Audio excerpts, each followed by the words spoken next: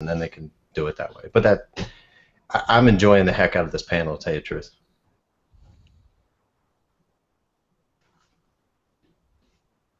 Can't hear you. Oh, there you go. Yeah, I muted myself. There you go. Okay, so, all right, so we've got some differing opinions as usual, and that's to be expected. This is marketing after all. There's more than one way to skin a cat. There's more than one way to market. So that's why we have these roundtables, so that different opinions and different approaches can get out there, and people can kind of pick and choose what works for them.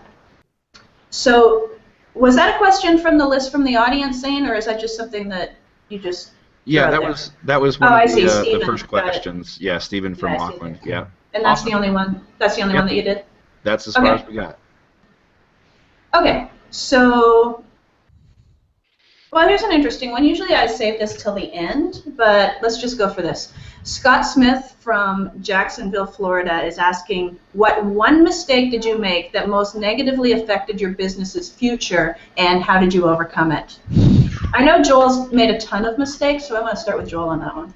Boy, you're not kidding. Too many to count. More mistakes than home runs. And so if you know how many home runs I've had, you can get a handle on just how many mistakes I've made along the way.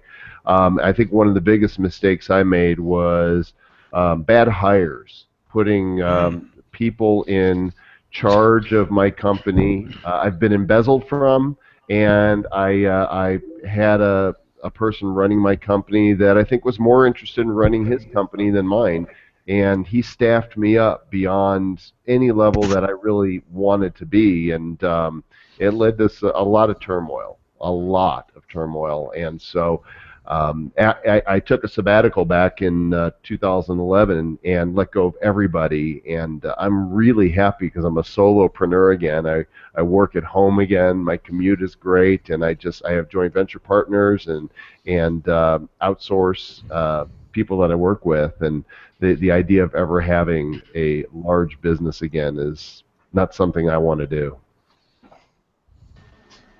Okay, cool. What about Chuck? What kind of mistakes have you made? This will take all night. No, let's just have one then. That's cool. First of all, very similar to Joel. Except it was my own mistake. It wasn't a partner or a hire. I staffed up, thought that was the right thing to do, and put myself under $40,000 to $50,000 a month in overhead, and get lost focus on making money at the same time. So that was really, really bad, and cleaned that mess up. And again, now I have the freedom of working in my house in pajamas, which is a win. But other than that, I would say I'm now very, very careful who I partner with. I've gotten so optimistic when somebody comes to me with an idea or something. I can just really try to see the end game and get excited about it. But the problem is I needed to focus a lot harder on who I'm partnering with. So that lesson I've learned pretty hard. Okay, cool. What about Kevin Hogan? I'm sure you've made some mistakes. Oh my God. My life is littered with them.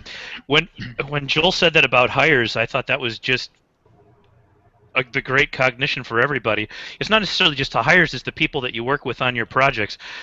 You think your project is going to get you X dollars because you're going to work this hard on it and have your people work on it this hard, and then your partner over here who convinced you of the idea, but I can't.